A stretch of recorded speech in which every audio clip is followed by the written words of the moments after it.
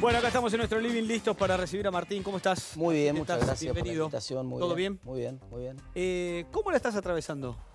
Bien, bien, con entusiasmo. Estoy como en una suerte de luna de miel, ¿no? Porque ¿Sí? todavía dejé los medios hace muy poco y todavía, si bien estoy en una campaña, tampoco soy político, todavía no soy diputado ni Sí, nada. por eso. Todavía no me putean por nada en la calle. No le hiciste nada para que te puteen. Estoy en una suerte de luna de miel que espero que dure, ¿no?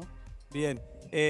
Bueno, espero que dure. Siempre y cuando haga las cosas bien, va a durar. Por supuesto, ¿O no? claro, sí, por supuesto. Además, lo más importante me parece que en ese sentido, yo digo las cosas como pienso de la misma manera hace muchos años, hay archivos de todo lo que quieras, se puede googlear, digamos, afortunadamente, y no cambio mi manera de pensar porque estoy en el medio de una campaña electoral. Si hay cosas políticamente incorrectas, las digo igual. Entonces eso me compra un poco de credibilidad de gente que por ahí no está de acuerdo conmigo, pero respeta que yo siempre voy de frente con la manera en que pienso. ¿Cómo surge tu convocatoria al partido, al espacio de ustedes? Mirá, yo tuve invitaciones primero en 2017, después en 2019. No era ni mi momento personal, ni yo sentía el momento en términos políticos.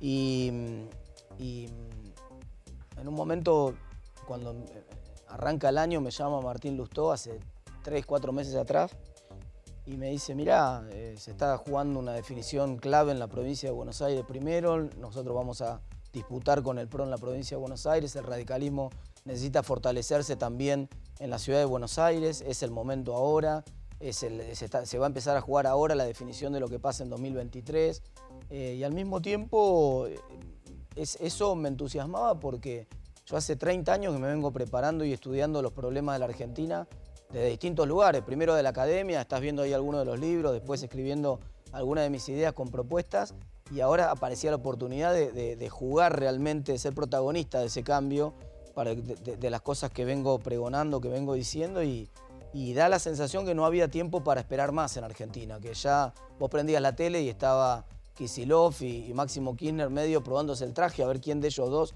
iba a ser presidente primero y después el otro. Y uno decía, bueno, basta, organicémonos y pongámosle un freno a esto. ¿Eso te terminó de impulsar a un sí? Tal cual. Mirá. ¿Y con qué te encontraste que decís, bueno, qué sé yo, más o menos ya me preparé, estoy acostumbrado? La política es difícil, tiene sus cosas, tiene su yeite como todo ambiente. ¿Con qué te encontraste que esperabas y con qué te encontraste que te sorprendió? Me sorprendió casi todo. Primero me sorprendió la reacción. ¿Para bien y para mal? Para bien la reacción de la gente en general, el entusiasmo. Supongo que debe ser así la política, por eso le gusta tanto a la gente que hace política. Yo no me lo esperaba, no pensé que el calor, que el entusiasmo de la gente, que cómo se emociona la gente iba a ser tan significativo. Segundo, sí me sorprendió que hay muchos fanatismos en la Argentina y entonces, bueno, empieza uno y dice, bueno, pero ¿por qué no fuiste con Milei? ¿Por qué no fuiste con López Murphy? ¿Por qué no fuiste con este? Entonces, bueno, pero me gustas vos, pero no me gusta el que va segundo, el que va tercero, el que va primero, el que va quinto. Y estoy entonces tratando de explicar una cosa que es muy simple, que para ganarle al kirchnerismo es preciso construir una mayoría que sea lo suficientemente amplia, coherente, por supuesto, no se puede sumar cualquier cosa, pero tiene que ser amplia. Si nosotros nos sumamos solamente los que pensamos exactamente igual y estamos 100% de acuerdo en algo, y vamos a tener un café interesante entre 20 amigos, pero no vamos a poder nunca ni ganar una elección, mucho menos transformar el país. Entonces, lo que no me esperaba y me sorprende tal vez por la negativa, pero creo que es algo, lo entiendo y estoy trabajando en eso, es justamente eso, que haya tanta resistencia de distintos sectores a decir, bueno, pero a mí me gustaría... Está bien, hoy está más demandante la gente, tiene redes sociales para expresarse, tiene una cercanía con los candidatos que hace 5 años atrás no existía y que hoy vos le contestás mano a mano, cualquier vecino te dice, che, mira, a mí me hubiera gustado más la fórmula con fulano, con mengano, y vos podés interactuar. Claro. Tal vez antes no se veía eso, pero es cierto que la gente está como más demandante de que sea exactamente lo que me gusta a mí, que piense exactamente como yo, y hay que ampliar. Es importante ampliar y para ampliar hay que ser generoso en que por ahí tenemos pequeñas diferencias. Por ejemplo, con Ricardo López Murphy. Yo tengo pequeñas diferencias con Ricardo. Muchísimas más diferencias tengo con Kicillof o con Máximo Kirchner. Entonces, ¿cómo no me voy a juntar con Ricardo? Algunos dicen, bueno, pero te juntás con alguien que es demasiado liberal. No importa. Está mucho más cerca en la mayoría de las ideas. O me dicen, bueno, pero te juntás con Lustó, que es demasiado radical. otra vez, está mucho Ahora, más cerca de ¿todo mis tiene que ideas ser que tan del resto. categórico así? No, viste que hay como una clasificación. El domingo pasado estuvo María Eugenia Vidal y después estuvo Guillermo Moreno. Y me quedé sorprendido con la categorización de los pensamientos. Es decir, como que la política necesita ponerte en un lugar para chequearte y para testearte. Pero no es Entonces, solo la política. No es Moreno, solo- el consumo de medios es así y el consumo en general masivo también es así. Cuando vos vas a una sí, góndola de pero un hay que supermercado... clasificar. te Entonces clasifica. Moreno le decía, que graciosamente a su manera también, como es, a Juan Acosta, que estaba también actor con nosotros, ya no, bueno, soy peronista por mis padres, pero después me desarrollé. No, sos más peronista, decía. Es como que, listo, ya, Claro. o sea, vos sos peronista, vos sos socialdemócrata, vos sos liberal. Te juntes o no te juntes. ¿Es tan categórico? ¿No se puede salir de ahí? ¿No se puede hablar igual Para y muchas llegar cosas a sí, otros para puntos? muchas cosas sí. Por ejemplo, todo lo de vacunas que estábamos charlando más temprano, es insólito que haya diferencia. Digamos. Uno tendría que ver qué cosas funcionan y cuáles no. Sí. No hay una vacuna peronista y una vacuna radical. Digamos. Hay evidencia científica de cosas que funcionan. ¿Qué funcionaba en el mundo? Testear. Hay evidencia científica de que si testeabas más se moría menos gente. Aislar. Hay evidencia de que funcionaba mejor si aislabas. Vacunar lo más rápido que fuera posible. Testear, aislar, vacunar, testear, aislar, vacunar. Había que ir con esas tres. Y eso no, ahí en esas tres cosas no puede haber diferencia, aunque paradójicamente parece que las hubo, ¿no? Después se manipuló ideológicamente una vacuna, pero en realidad en esas cosas supuestamente tendría que ser, tendría que cortar transversal. Claro. Vos venís de la economía, ¿no? Y de la escritura y demás, desde muchas otras áreas que seguramente desconozco. Pero mi pregunta va apuntada a como a un gran punto que todos hablan, que es el del trabajo. Mismo el presidente esta mañana en lo de Infobae decía que hay que cambiar planes sociales por trabajo. Y todos coinciden en que falta trabajo y por eso hay mucha pobreza. ¿Es fácil dar trabajo?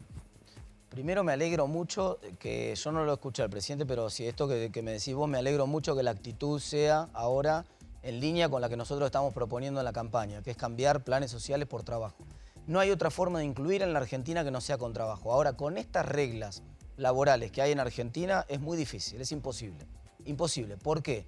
Porque Argentina tiene una legislación laboral hecha para otra Argentina que no existe más, para la Argentina de la década del 70.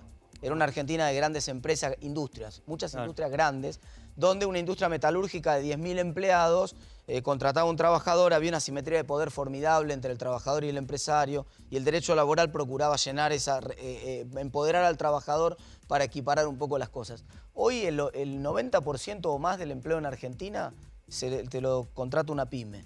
Y una pyme es un flaco que laburó, una chica que laburó 15, 20 años, tiene un capital, puso un taller, puso un bar, puso una .com, puso algo, tiene 5 o 10 empleados con toda la furia y no puede tener un problema cada vez que contrata. Y la política está alejada de la realidad. Yo cuando hablo, primero por mi actividad profesional antes de meterme en la política, pero ahora también metido en la política, cada vez que hablo con algún emprendedor o con algún pyme en Argentina, todos te dicen lo mismo. Yo tengo posibilidad de contratar, tengo capacidad en la empresa, contrataría más gente, pero ni loco con estas reglas laborales. No me animo porque le tengo miedo a la industria del juicio, porque le tengo miedo a los gremios. Ese esquema hay que cambiarlo en Argentina. ¿Qué más hay que cambiar? La doble indemnización es la más nueva, ¿no? Por ejemplo... Pero eso era para tratar de cuidar que no echaran a la gente. Claro, pero se perdieron. Pero vos tenés la pandemia. El problema de las regulaciones laborales en la Argentina, cuando vos tenés 50% de la gente fuera del mercado laboral o formal, porque está informal o porque está desempleada directamente, es que la regulación le pega una punta nada más, que es la de los que están mejor. La gran mayoría de gente, el año pasado, por ejemplo, con esa norma, sin embargo, se perdieron 40% de los empleos informales en el trimestre de la pandemia. Claro. 40, o sea, de cada 100 tipos que estaban laburando informalmente, 40 se quedaron sin trabajo en los sectores que además son los más postergados. Entonces, esas cosas no funcionan. Y no hay ningún parche que lo arregle. Hay que barajar y dar de nuevo. El sistema, para empezar, no le puede poner impuestos al trabajo, no le puede poner impuestos a la producción argentina. Vos tenés un país subdesarrollado. Leo, si vos le pones impuestos, es como ponerle impuestos al barbijo en el medio de la pandemia. ¿A alguien se le ocurriría poner impuestos al barbijo? Sería una locura. Yo creo que todo el mundo entiende que es una locura. Entonces, ¿cómo un país subdesarrollado le pone impuestos a la producción? ¿No habría que poner los impuestos sobre las ganancias? ¿Esperar que vos ganes?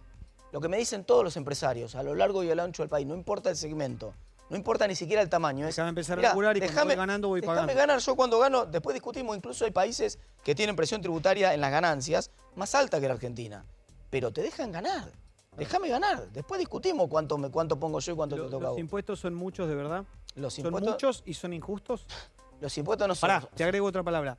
¿Hay impuestos innecesarios? Sí, totalmente, totalmente. Por ejemplo, los impuestos... Bueno, podés tener impuestos a las exportaciones si tenés una crisis cada 5 años porque te faltan dólares. Es un contrasentido. Cuando vos lo contás afuera, que hay impuestos a las exportaciones, por ejemplo, una periodista de Brasil me llama hace un par de años cuando volvieron los impuestos a las exportaciones, que no fue justamente con este gobierno, y me llama y me dice, cuando yo le estoy explicando que habían puesto de vuelta impuestos a las exportaciones, me dice, pero usted me quiere decir a las importaciones, porque la chica hablaba español bastante bien, pero Pensó dice, que no te estabas entendí. equivocado. Me dice, no, le digo, te estoy en serio, le estamos poniendo Exporta. impuestos a las exportaciones nosotros. En el mundo, en Uruguay tienen algo que se llama tax rebate. ¿Qué es el tax rebate? El tax rebate es, producí acá, que te devolvemos todos los impuestos si exportás. Esa es la lógica. Vamos, ¿cómo le vas a tratar de pedir a Francia que te financie la educación pública argentina? Eso, ojalá, por supuesto, nos encantaría, sería el mejor de los mundos, pero no te lo van a pagar. Entonces, hoy cuando una empresa compite en el resto del mundo, compite con una mochila ya no de valor agregado, que sería su plus, su punto para mostrar, sino de estado agregado.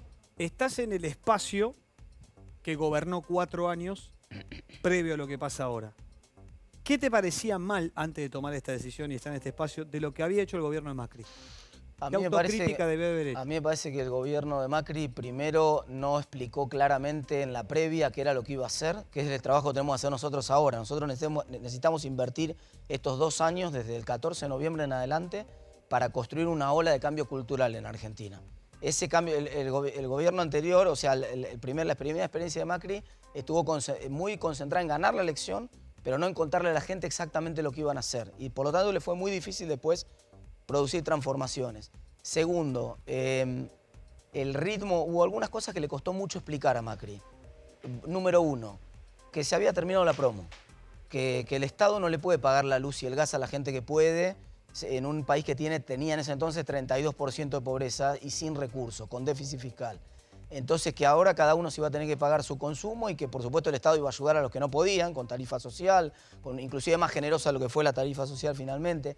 Eso le costó muchísimo al gobierno de Macri. Finalmente, en 2017, cuando tuvo todo el poder político, erró el camino. Ahí primero frenó la pelea, dejó de pelear contra la inflación y tomó una serie de decisiones, el famoso 28 de diciembre, para los que ya lo conocen, los que no, googleenlo, pero tomó una serie de decisiones que terminaron en remover al presidente del Banco Central. Justamente ese es el tipo de errores por los cuales yo quiero que el presidente nunca más, ningún presidente de la República, sea el partido que sea, pueda disponer que quién es el presidente del Banco Central, removerlo, Banco Central sea autónomo. Ni que pueda tocar más la máquina de hacer billetes. Sea autónomo. Que sea autónomo, porque además la evidencia te muestra que en ningún país del mundo se combate la inflación con precios máximos, con limitaciones a las exportaciones, mucho menos con militantes en la góndola de los supermercados. En el mundo tenés 170 países que no tienen inflación, todos controlan la inflación con un Banco Central independiente, más o menos independiente, pero con un Banco Central como principal autoridad monetaria. Creo que le pregunté a María Eugenia el domingo pasado, creo, ¿cuándo suponía ella que había sido el gran declive de Macri para que el dólar se le escapara a 45 pesos y perdiera la primera paso elección y después de la segunda ya se fue a 60? Y mi pregunta y mi duda siempre fue, en el desconocimiento de la economía, fue ¿por qué no vieron venir, o no quisieron ver venir, que si hacía una especie de corralito control antes, sin que nadie se diera cuenta, no se le iba a ir? ¿Es ridículo pensar eso? Sí, te digo por qué. Sí, porque Es ridículo. por lo siguiente. Sí, me confirma que es ridícula mi pregunta. El primer problema, no, no la sé pregunta está muy bien. No. No, lo que te quiero decir es que Digo, ¿por qué no lo controló antes? hubo dos si se podía problemas escapar? distintos. Hubo dos problemas distintos. Macri tuvo una corrida en el 2000 y una devaluación fuerte en el 2018 Eso. y otra después en la PASO en el 2019. Vamos con la del 2018. La del 2018, justamente por eso te decía yo que el gobierno no había sido claro con el tema de los subsidios de arranque. Porque el gobierno hizo un gradualismo que no pareció, porque finalmente la brecha de tarifa era tan grande que cada vez que aumentaba las tarifas era 100, 200%, pero en la práctica seguía subsidiando un montón. Y esos subsidios había que pagarlos con plata que no teníamos, y era más deuda. Y entonces en un momento se acabó el financiamiento. Y cuando se acabó el financiamiento en el 2018 hubo que hacer el ajuste fiscal brutal y también el ajuste de sector externo. Gastábamos más dólares de los que generábamos. Y se acabó ese financiamiento y no hubo manera de evitarlo. La única manera de evitarlo hubiera sido 2 años antes si ese proceso de corrección de las variables hubiera sido más de shock, más rápido de arranque, hubiera explicado las condiciones el presidente hubiera dicho, necesitamos que cambie la Argentina dramáticamente, está así, ponerla patas para arriba en el arranque. En los 100 primeros días, esos que te dan poder político para hacer todas las transformaciones. La del 2019 es distinta, porque la del 2019... El 2019 es la que te... La de la PASO, la después de la 45. PASO que se va el dólar a 60. Sí, ¿no? 45 y después 60. Exacto, cuando se va a 60 esencialmente... Pero de 17 o 25 a 45, ¿qué pasó ahí? Esa es la primera que te acabo de contar. Ah, Se acabó el financiamiento, se le bien, acabaron pero los, en la se segunda- se acabaron los dólares y entonces... y en la del 2019, ¿qué pasa que se en dispara? la del ¿Por qué? 2019 es muy Porque simple. ahí la gente desconfía, Exactamente. el trabajo, la inflación, ¿viste lo que es Todo, el dólar en todo. este país? La- Empieza todo- como un todos los un erro- descreimiento. Todo lo bueno o malo que tenía Macri ya se sabía el día 9 de agosto. Digamos, ahí no había ninguna novedad. Macri ya era bueno o malo, pues, depende para quién. Confiable, no confiable, depende para quién. Todo lo que ya estaban las cartas echadas respecto de Macri. Sí. Lo que cambió es que el 12 de agosto eligieron, el 11 de agosto, ya no me acuerdo la fecha de la paso exacta, creo que fue el 11, eligieron a un presidente que dijo que quería un dólar de 60, que dijo que iba a renegociar la deuda, que dijo que iba a renegociar un montón de cosas. Y entonces lo que hubo fue un pánico en la semana siguiente en la cual prácticamente todo el mundo quiso sacar, vender los bonos que tenía, vender las acciones que tenían. Hubo activos financieros que resistieran en Argentina, se fueron rápido los depósitos de los bancos, es decir, la gente entró en pánico cuando ganó el kirchnerismo en el 12 de agosto. Y entonces eso generó la corrida. En ese momento tal vez tu pregunta era válida, ahí podía haber habido una decisión de poner el cepo más rápido. Finalmente el cepo fue, después de la elección de octubre, negociado con el propio gobierno. El gobierno, fíjate que no quería el gobierno recibir sin reservas. Para Macri hubiera sido relativamente más fácil, en vez de poner el cepo, haber dicho, está bien, entrego los dólares, como hizo Cristina, me voy sin reservas. Total que le explota el que viene, y ahí hubo una negociación política, nunca la van a reconocer ellos, pero por mucha información que tengo me consta que hubo una negociación política entre el gobierno que salía y el que entraba, no entreguen los dólares que quedan, pongan un cepo en el último tramo, porque nosotros queremos llegar con algo de margen de maniobra para tomar decisiones con algo de reserva, y así finalmente fue. Claro. No sé si los chicos quieren arrancar con sus preguntas también para Martín, por favor. Martín, a mí me gustaría saber, viste que en la Argentina hay que quemar todos los libros de economía. Todo. No estoy de acuerdo, pero bueno, dale, te escucho la Sí, pregunta. hay que quemar todos los libros de economía. Bueno. Samuelson, todo lo que estudiamos en la facultad, todo eso, hay que quemarlo. ¿Cuál es el plan económico viable en una Argentina con 44% de pobreza? El único plan económico viable es estabilizar la moneda primero, cambiar el sistema tributario para que los impuestos no recaigan sobre la producción segundo, y tercero, cambiar las reglas laborales para que sea atractivo para vos contratar trabajadores en Argentina y la inclusión sea con trabajo y no con planes. Si nosotros logramos hacer esas tres cosas en Argentina, Argentina se pone de pie. Bien. Yo le quiero consultar, Martín, ¿qué te dice la gente con respecto a las chicanas políticas? No hablo solamente por la remera tuya del otro día, de pero Macri, sino en general de hace un tiempo ya se viene utilizando esta metodología. Te lo consulto porque hemos visto scratches a políticos, a actores, a distintas personas que se han hecho públicos. ¿Qué es lo que genera? ¿Cómo lo ve la gente? Son cosas distintas. Una cosa es la chicana, que es parte del folclore y de la discusión política. Te diría que le importa solamente al círculo rojo, y la gente en la calle hasta le molesta que, habiendo los problemas con la profundidad que tiene la Argentina, los políticos perdamos tiempo en alguna chicana. Pero otra cosa distinta son los scratches. A mí me parece que en Argentina tenemos una costumbre. Nosotros en el 83 dijimos nunca más, y alguna gente no escuchó el mensaje. Nunca más quiere decir, sobre todas las cosas, que yo tengo que tener respeto por tu opinión aunque sea diferente de la mía. Es más, sobre todo si es diferente de la mía, y sobre todo si a mí me parece un disparate tu opinión, todavía más la tengo que respetar, aunque no me guste. Entonces, a mí el escrache como forma de expresión política no me gusta. Distinto, la única diferencia que voy a hacer es cuando el escrache está asociado a la comisión de un delito penal o de el tema Ginés González está por ese lado, ¿no? Entonces ahí la gente tiene una bronca que es difícil de pedirle a la gente que la canalice de otra manera. Pero a mí las expresiones, cuando alguien que opina, creo que Haddadi tuvo un problema hace muy poco. Sí. No me gusta eso, no me gusta, porque a mí me parece que la gente tiene derecho a opinar libremente lo que quiere. Y que a vos te puede parecer un disparate lo que yo digo, y probablemente sea un disparate. Pero déjame pensar libremente. ¿Por qué tengo que pedirte permiso a vos para pensar como quiero pensar? Lo único que falta, eso es fascismo. Que nosotros querramos imponerle a otro nuestra manera de pensar, eso es totalitarismo y fascismo, y con eso tenemos que terminar en Argentina. Bien, Hernán. Sí, Martín, hablábamos recién un cachito fuera del aire, le contaba que era de San Martín. San Martín es un distrito esencialmente pyme industrial, lo sabés. Te escuchaba un poco a vos y la semana pasada también estuvo la exgobernadora Vidal mencionando o haciendo hincapié particularmente en uno de los ejes que ustedes en campaña han mencionado, que es la cuestión de defender a las pymes. Vidal mencionaba que ella cuando había sido gobernadora había reducido, por ejemplo, los impuestos para lo que tiene que ver con los servicios públicos y demás. Yo te pregunto, en la gestión anterior, con el incremento de tarifas que hubo, la tasa real positiva superior al 100%, diría en buena parte del periodo de gestión del gobierno, leyes como la que segmentaba las contribuciones patronales en favor de las empresas pymes, o recientemente la ley que segmenta las ganancias de las sociedades. ¿Por qué si cambiamos esta última la votó en contra, las otras fueron parte de su política? ¿Por qué hoy sería distinto?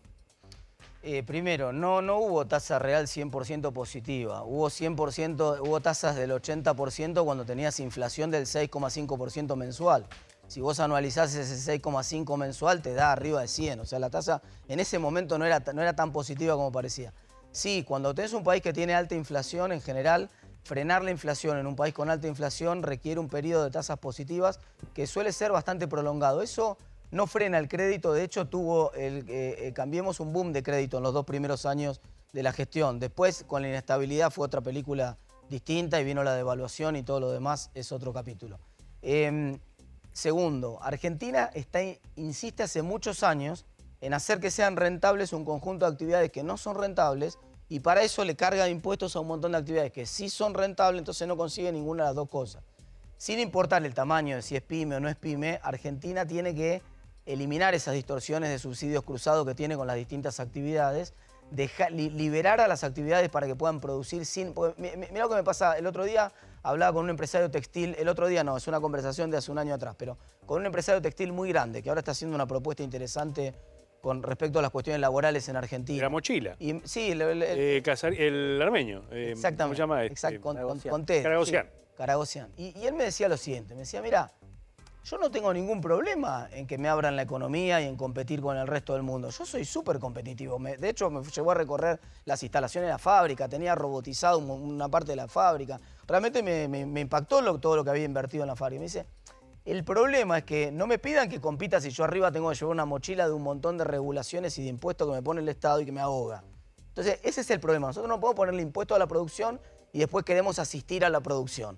Le ponemos impuestos, fíjate qué paradoja. Tenemos 42% de pobreza, hacemos una tarjeta alimentar por un lado, pero los alimentos tienen 40% de impuestos. Pero entonces Martín, hay como un montón de contradicciones. Dos ejemplos impositivos a favor de las pymes. Uno, la ley 26940, vos te acordarás, segmentada para empresas de hasta 80 trabajadores que reducía las contribuciones patronales.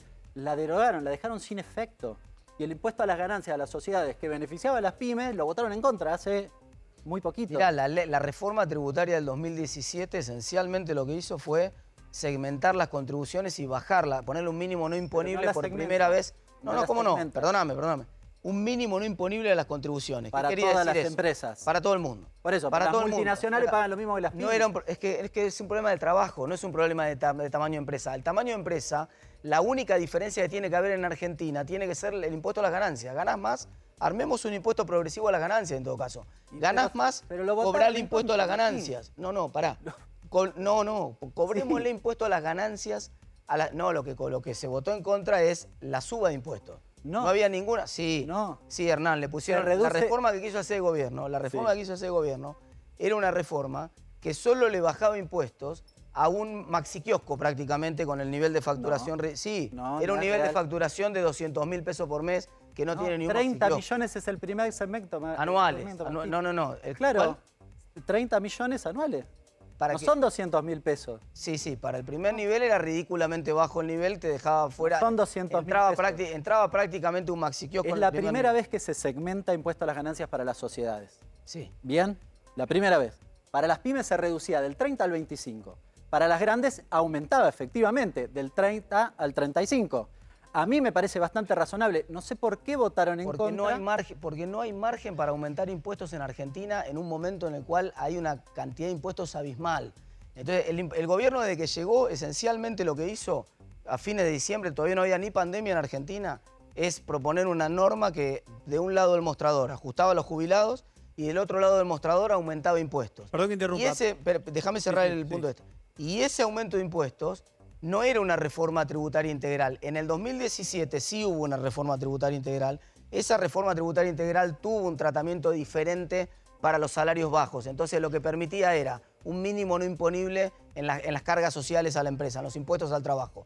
Hasta un nivel no pagabas nada de impuestos al trabajo en la primera parte, en el primer escalón de la nómina salarial. Esa es la forma razonable de proteger al trabajo y el primer paso para empezar a sacarle finalmente gradualmente impuestos al trabajo. Esa es la forma en que tenemos que pensar los impuestos en Argentina, no pensar en aumentarlos siempre. Los quiero sacar de eso, perdón, creo que está respondido, pero quiero ir a algo más básico, como a la raíz del árbol para los que por ahí no entienden de economía y están mirando, o no entendemos en la generalidad lo que ustedes están hablando, que está muy bueno, que es específico y demás. ¿Por qué pongo tantos impuestos? ¿Porque es más fácil recaudar desde los impuestos? En realidad ¿Por qué un país agrega más impuestos si no corresponden? ¿Por qué motivo lo hace? En realidad hoy, paradójicamente, el impuesto más grande de todos es el impuesto inflacionario que no está legislado. Desde que empezó la pandemia, el Estado recauda más por emisión monetaria que por el propio IVA. A mí, ¿cómo me gusta? A mí me gusta una democracia que funciona de manera republicana, donde los impuestos los fija el Congreso, no el presidente de la Nación. Ajá. Y donde, si el presidente de la Nación quiere gastar más, tiene que ir al Congreso y pedir que el Congreso efectivamente le vote un aumento de los impuestos. Si el Congreso se lo vota, si la sociedad está de acuerdo con que hay que gastar más y con que por lo tanto tiene que haber más impuestos, perfecto. Lo que yo no estoy de acuerdo y quiero parar en Argentina es la posibilidad de que el presidente, sea de cualquier signo político, sistemáticamente aumente el gasto político en Argentina, aumente el gasto público en Argentina, dándole a la maquinita, es decir, cobrándote un impuesto que después se hace el distraído y mira y dice, no, es culpa del carnicero, no, es culpa de la estación de servicio, no, es culpa de tal o cual, mira, es culpa tuya, porque vos sos el que generaste más ingresos para el fisco dándole a la maquinita que cobrando un impuesto legislado que era lo que correspondía. Te hago la última. Acá atrás tuyo estamos viendo varias de tus declaraciones. Hay que sacarle la maquinita de billetes al gobierno, entre otras. Cristina es el macho alfa de la política. Hablaste la pasada que sí que te podés juntar con Ricardo López Murphy, pero desconozco si te juntarías con Kicillof, con Máximo o con Cristina. Si tuvieses la posibilidad de tomar un café con alguno de los tres, ¿y para qué? ¿Lo harías? Lo que pasa es que, primero, efectivamente, Cristina tuvo la visión de entender esto que yo estoy planteando ahora también, ¿no? Cristina en el 2019 amplió la base de sustentación de su espacio y para eso fue lo suficientemente inteligente de sumar gente que inclusive la había denostado políticamente. Bueno, Massa le había costado la reelección en el 2013 a Cristina, la posibilidad de reelección. Massa primero, Alberto la había prácticamente criticado muy duramente, la sumó también, digamos, tuvo esa inteligencia. Por eso digo que es el macho alfa de la política, claramente. Ahora, piensa en un modelo de país que es completamente distinto del que creo yo. Yo primero tengo que juntarme con la gente con la cual tengo que construir el amplio consenso de hacia dónde tiene que ir la Argentina. Es cierto, yo voy a llegar a una Cámara donde el presidente de la Cámara es Sergio Massa, donde mi partido no tiene mayoría, espero que tenga un muy buen resultado y se acerque a tener una mayoría en la Cámara con el resultado electoral, pero hoy no lo tiene, y donde probablemente si ellos quieren aprobar alguna norma y a nosotros nos va muy bien ahora, van a tener que negociar con la oposición, como lo tuvieron que hacer todas las veces que perdieron. Claro. Y eso obviamente es diálogo, y no está mal el diálogo, y a mí, al contrario, yo no soy ni soberbio, ni me parece que hay que conversar. Lo que no puedo conversar, o es difícil que me ponga de acuerdo, es en los grandes rumbos de la Argentina, porque el modelo de país que quiere Cristina es exactamente el contrario de lo que me gusta a mí. O sea que no tomarías ningún café. Sí, tomaría un café para conversar. Yo converso con todo el mundo, no tengo problemas. Digo, está en la vereda totalmente opuesta a lo que vos querés. Es difícil que me ponga de acuerdo en el modelo de economía donde va la Argentina. Ahora, me podría poner de acuerdo probablemente en otras cosas. Capaz que Cristina en algún momento está de acuerdo en avanzar en una reforma política en Argentina que elimine las boletas de papel que tenemos y que vaya directamente una boleta única de papel, como me gustaría a mí, como funciona en Santa Fe, por ejemplo, que es un sistema que es mucho mejor y reduce el clientelismo y tantas otras cosas. Ojalá, capaz que en una reforma política nos podríamos poner de acuerdo en algunas cosas. Capaz que en algunos otros temas de la Argentina importantes, por ahí hay una posibilidad de avanzar en algunos consensos. respecto a cómo tiene que funcionar la economía, respecto a normas impositivas en la economía, respecto a normas laborales en la economía, tenemos dos modelos completamente distintos de pensar la Argentina. Ahora, perdón, Leo. Sí. Con el ministro de Economía tenés un consenso básico y fundamental. Son de gimnasia. Sí. Ahí van a negociar, imagino. El café va a haber. No solo somos de gimnasia, somos graduados de la misma gloriosa institución que es la Universidad de La Plata y además nos conocemos y hemos conversado mucho en estos últimos años cada uno desde su lugar. Y me parece que cuando vos te vas para abajo, una de las cosas interesantes, cuando vos te vas para abajo de la política, en general entre los economistas hay mucho más consenso que diferencias. No hay las diferencias más grandes están entre los políticos, no entre los economistas. Entre los economistas en general estamos, por supuesto tengo mis diferencias con Guzmán, pero en general son menos que las que tengo con Cristina, Claro. mucho menos. Son menos las que entre economistas que las políticas. Martín, gracias por haber venido. Espero que lo Muchas haya pasado gracias. bien. Muchas gracias, chicos. Muy amable.